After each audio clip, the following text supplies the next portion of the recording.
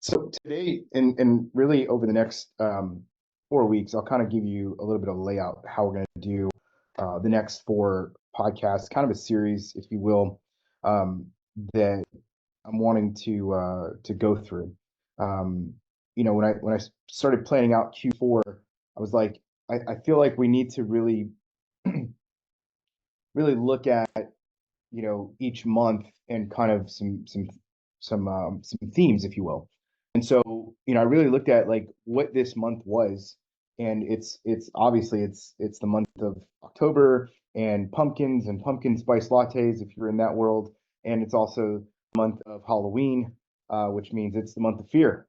And I was like, what better thing to attack than fear? As we were talking yesterday in Thrive. We were talking about this specific subject, and the quote came up by I think it's Roosevelt. I think it's Franklin Roosevelt, that we have nothing to fear but fear itself. We have nothing to fear but fear itself. But fear dominates a lot of what's going on in our lives, especially right now, especially with where most of you are at. And a lot of that fear centers around fear of the unknowns, and the fears of not knowing what's going to happen or what you're going to do and where you're going to go and all these things. And so we're going to attack over the next couple of weeks four different fears. This week, I'm going to attack the fear of being alone. Next week, I'm going to attack the fear of missing out. The week after that, the fear of losing everything. And then the final fear of starting over. Um, each of those fears are the fears that each of you are going through right now. And specifically, if you look at the fear of being alone. And what I want to do is kind of talk about it for a few minutes, and then I'm going to try to open it up to some of you guys to get an opportunity to have some back and forth with me on your fears. But I remember specifically, um, you know, 5, 6 years ago, and I had a ring on my finger, and I remember taking the ring off and realizing that my hand looks naked, and I'm putting this ring away, meaning I was divorcing my ex-wife, and I was now about to be alone. And I remember that fear that just came over me. This fear that what if I never find the right person? This fear that I'm losing my best friend. This fear that was full of anxiety. You know, I was having panic attacks. I would have like going down my spine. I could feel like this tingling sensation, and it was the anxiety literally coming out of my brainstem into my back, and I would just feel this everywhere. So I'm a big proponent of the physiological understanding of how anxiety and fear works. I didn't go get on meds. What I did was I got help. What I did was I got coaching, and I started to learn how to process my emotions. I started to learn how to deal with these things instead of just medicating myself. I think there's a place for medication, and I mean I use medication for other things in my life, but sometimes we use medication to mask the true nature of what's really happening. And so I I remember that fear, that fear of loneliness, that fear of waking up every day and not having that person in my bed anymore, that fear of my kids abandoning me, rejecting me, whatever it was. And it really would hit me on the days, especially with kid exchange. I still remember one of the first times that I'd moved out of my into my new house, and I was in my house, and she came over to get the kids, and I gave the kids to her and closed the door, and it was silence, and it was so deafening, and I just wept. I just wept, and that feeling of I'm alone, that feeling of like I had this family, I had all this love, and I had children, and we had memories, and we had all this stuff, and now I'm alone. And that fear just overcame me, like overwhelmed me with emotion. And I was able to sit in it for a bit. And as I sat in it, I started to realize that I can use this for good, or I can waste this, because I had no control over the situation. The fact was, my ex-wife had just as much entitlement of 50-50 custody or whatever as I did. And the fact was, my marriage was over, and I didn't want a marriage with her at that point. And I had to make a choice of what am I going to do with this? Am I going to face this fear, or am I going to run from it, hide from it, reject it, etc.? And I decided in that moment that I was going to be productive.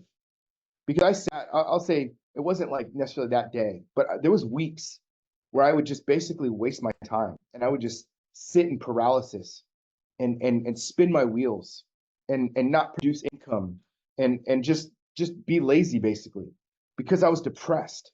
I was sad.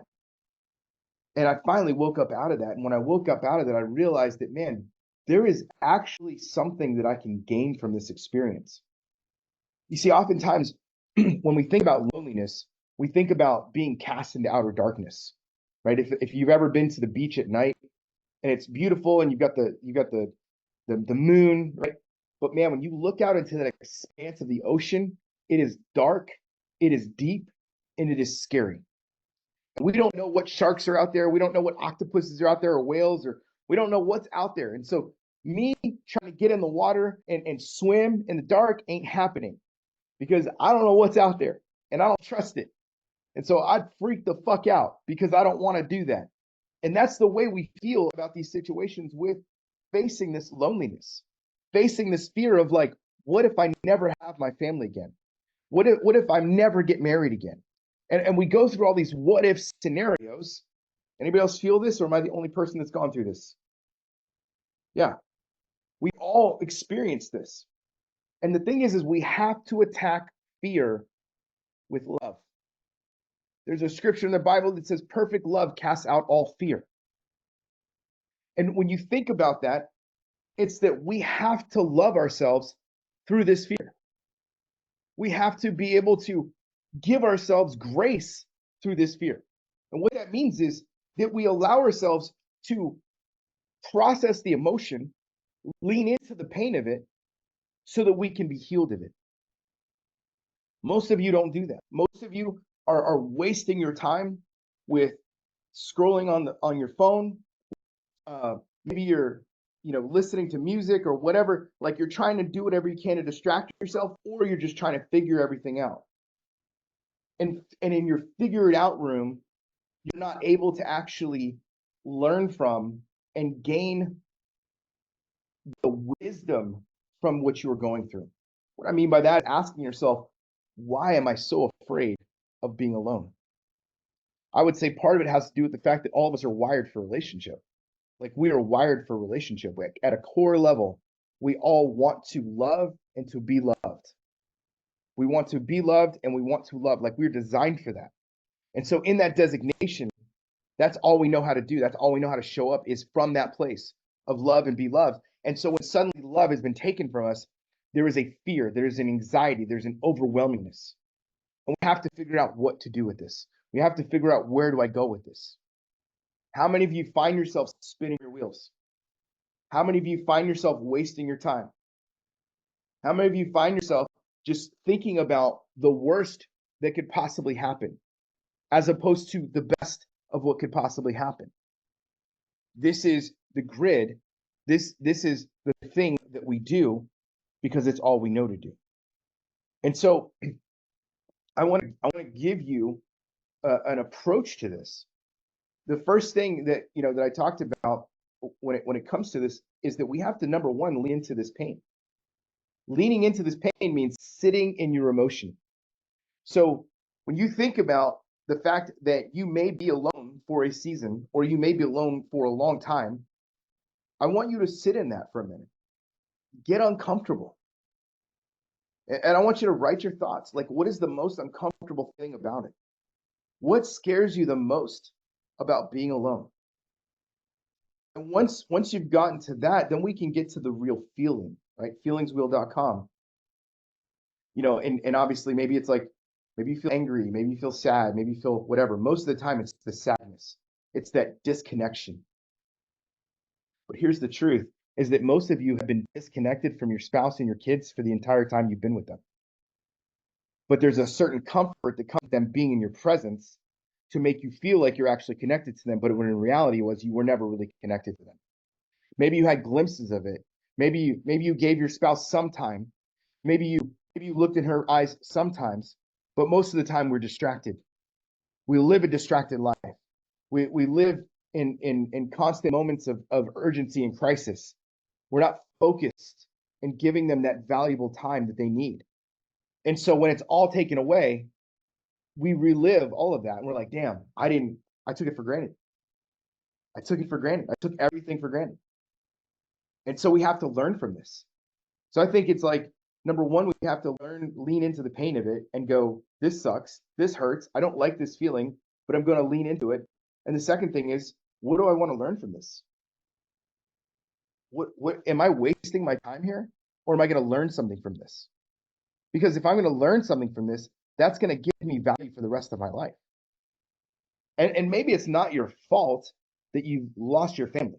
Maybe your wife is crazy. She cheated on you and took your kids to Mexico. I don't fucking know. But the fact is we can all learn something. We can learn how to get our power back through the scenario if we choose to, or we can just ignore it and we can act like it didn't happen. It really is up to you as to how you want to choose to go about it. So first, we have to lean into the pain. Second, we have to figure out what do we want to learn from it. And I would say third, we need to create an action plan for how to be okay with being alone. Like, being alone to me is one of the greatest gifts that we're given as men. Like, back in the day, men would go off into the wilderness for 2, 3, 4 days at a time, go hunting, go kill some deer, go fishing, sit alone by a river, and be at peace with God, be at peace with themselves. Their soul was rest. Now we're 24/7 connected to our phones, internet, laptops, the TV, everything's going on. We don't sit. We don't just process. We don't just give ourselves space. I have a very busy home. I have 7 children. 6 live with me. One's already in college. Second one's on his way. We have constantly kids, constant things going on. My favorite time is when nobody's home and it's just me. So that's some of my favorite times. I love having my kids. I love being part of that. But man, I enjoy alone time because it allows me to sit with myself and be okay with myself. When was the last time you sat with yourself and you were okay with you? Think about that. When was the last time you sat in silence and in the quietness of your home or going outside, whatever, and you were just okay with you, at peace with you? Because if you can't be at peace there, everything you're doing is running from that situation. This is why I talk about leaning into the pain, leaning into the man you want to be. It only happens when we face and confront our reality. Because in our alone time, in our quiet time, is where we are exposed. We are exposed for our weaknesses. We're exposed for our strengths. We get to reflect on who we've been and how we've shown up and be honest and vulnerable with ourselves. It's really hard to be honest and vulnerable with ourselves when we're constantly running to and fro. It's really hard to be honest with ourselves when we're constantly playing fantasy football or just living in a whole different world of excuses and bullshit and work and this and that. It's hard. But we have to choose it because at the end of the day, you're going to be alone anyways. Like, there's going to come a point in your life where you're not going to have people around and you're going to have to figure this thing out. And what I would say to you is that my greatest growth came from the places of aloneness. And what I mean is that when I got alone, I decided I'm going to utilize this time and treasure it. See, a lot of you don't know my story, but when I was 14 years old, 13 years old, my dad got cancer, and by the age of 15, he died, and he was dead. And I remember coming home from school every day after school, and instead of him being there, he was gone. I came home to this empty apartment, where my stepmom didn't come home till 11 o'clock at night. And so from 3 o'clock in the afternoon to 11 o'clock at night, I had TV. There was no internet back then. I had TV. I had, I don't know, whatever, my Sega Genesis. Occasionally had some friends, but I kind of lived alone in that sense. I had a bike. That was the only way I got to and from everything. And so I'd bike 30 minutes just to get to a friend's house. And I remember those days of coming to my apartment and feeling the loneliness, the abandonment by my father, and swearing I will never be alone. I'd rather be with crazy than be alone. And creating that type of commitment in myself. And I never said, obviously, that I want to be with crazy, but I was willing to be with a toxic, dysfunctional person in a marriage that was unhealthy rather than be alone because I was so scared. And so back in 2016, when my ex-wife cheated on me and literally like left and all this shit and it was craziness, I, even though people were like, hey, you should probably divorce her. Hey, this isn't going to go well. She's got mental illness, all this stuff. I was like, no, no, no, no, I can't do it. I can't, because I couldn't fathom living alone. I couldn't fathom being on my own with these three kids because it took me right back into the pain of my dad's death and the correlation of that and the pain of that. And what do I do with this? And it wasn't until I decided to file for divorce several years later where I found myself in this lonely spot, when I found myself all alone and recognized there's a difference between loneliness and being alone. There is a huge difference between loneliness and being alone. You can be in a room of crowded people and still feel lonely. You can be around hundreds of people, thousands of people, and still feel lonely. Loneliness is really a mark of depression. It's a lack of connection. It's disconnectedness. Some of you probably felt that. You've been at a party, you've been with your friends somewhere, you've been in other places, but you yourself felt lonely, didn't you? That is that depression. That is that I'm not lovable. That is that nobody understands me kind of way of thinking about life. And in that place of loneliness, we cut ourselves off. We reject others' attempts at love, which is where we learned how to do that in our marriage. So that when our wife is reaching out to us, when our wife is trying to be connected to us, we can't do it because we're so afraid of being alone that we'd rather be lonely in a group of people than deal with being alone. And so instead of dealing with being alone, we create loneliness and reject our spouse, reject her, reject other people who try to come in because it feels scary to us that if they see who we are, they will reject us anyways, which is even more painful. Guys, I'm going fucking deep this morning. I hope you're with me. This is real shit. This is man shit right here. When that happens, we create a life of loneliness. We literally create a life of loneliness. Disconnected, rejected, abandoned because we think that is our lot in life. Literally having a conversation with one of my clients right now who told me that the only time he feels lovable or loved is when he shows up in a healthy way. So if he doesn't show up in a good way, he's no longer feeling loved. So that means he has to press to feel loved. This is the crux of our issues. This right here. If men would feel loved, if men could receive love in a healthy way, they wouldn't need to get it in unhealthy ways. They wouldn't need to manipulate their wives. They wouldn't need to rape or abuse their spouse or people or whatever. They wouldn't need to be narcissists because they learned how to receive love. Many of us have broken love receptors. And until we deal with that broken love receptor, you're going to be consistently lonely. So the difference between loneliness and being alone is that being alone is a physical state. It is a physical state. It is not a mental state. But what happens is we confuse the physical state with the mental state. And so we confuse loneliness with being alone. And so the fear is not really being alone. The fear is loneliness. But we already live in loneliness in our relationship. And so now her absence makes it real. Her absence in your life makes the loneliness the real thing. You can ignore it. You can pretend like it's not there because she's present. Your kids are present. And so everything's fine. But in reality, you are not connected. And because you're not connected, you can pretend like everything is okay. And suddenly when she's physically not present, now we feel it. You guys following this? This is some good shit. And when we feel that, this is where we have to make that determination of what kind of man do I want to be? Do I want to be a man who is consistently disconnected from the world because I don't trust people? Let's be honest, this is what it's about. I don't trust people with my heart because I've been broken too many times. So I have to create walls and barriers around my emotions. I have to create walls and barriers around who I am. I live an inauthentic life. And because I live an inauthentic life, no one knows me. My own kids don't know me.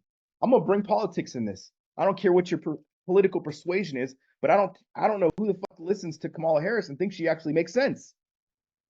It's like, how do voters actually, and I'm sorry, I'm not trying to piss anybody off who likes her and thinks she's the greatest thing since sliced bread, but like, she speaks in word salads. And the common thing against her is, we don't know you. We don't believe anything you're saying because, well, you keep changing positions and we don't know who you are. Go watch the 60 Minutes interview. It's mind blowing. Go watch her interview with Oprah. It's fucking mind blowing. And I'm not trying to denigrate her as a person. I'm sure she's a great human. She's trying to do a noble thing, and I love that. But how are we as voters supposed to know this person without them being authentically who they are? And if this is who she authentically is, then damn, we should probably not vote for her. Here's the truth of the matter is that your kids, your wife, your friends all want to know you. They don't want to know the version of you that you think they want to know. They want to know the real you. But we can't be so afraid that if we reveal the real us, that shit's going to go away. That meaning like, well, if I'm real and if I just, here I am, I'm afraid that I'm going to lose everything. Dude, you already lost everything. Like, you don't have anything if you can't be real. If you can't be authentic, what do you really have? You have a fake life. The actual vision of empowered man, like the big vision of empowered man, is to eliminate loneliness and inauthenticity in man across the board. That is our vision. It isn't to save marriages. It isn't even to save men. It's to eradicate and eliminate loneliness and the inauthenticity of man across the board. That's a huge vision. And I know we'll probably only play this big of a part of it, but that's why we exist. Because I see so many men, including myself, who have just felt disconnected from the world. This is why suicide is an all-time high amongst men. We deal with it all the time here. I've had countless men, either clients, ex-clients, or soon-to-be clients, commit suicide during this process because they just couldn't take it anymore. They were in so much pain and they didn't know how to be real with that pain. They didn't know where to take their pain. And so they decided to do the easiest thing they thought they could do, the most selfish thing you can do, which is take your own life.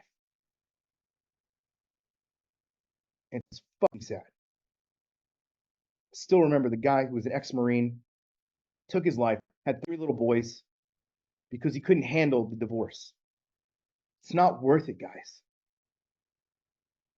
Those little boys are now going to grow up without a father because their father could not muster the grit to get the help he needed. And it's not just get the help he needed, but to actually do the work that was necessary. I understand there is mental illness. I totally get that. But part of that is surrendering to this, surrendering to the help and saying, I'm out of control. I don't feel in control. I need help. And this goes across with the work we do even here at Empowered Man, which is that we help men unlock their true potential and help them become who they want to become.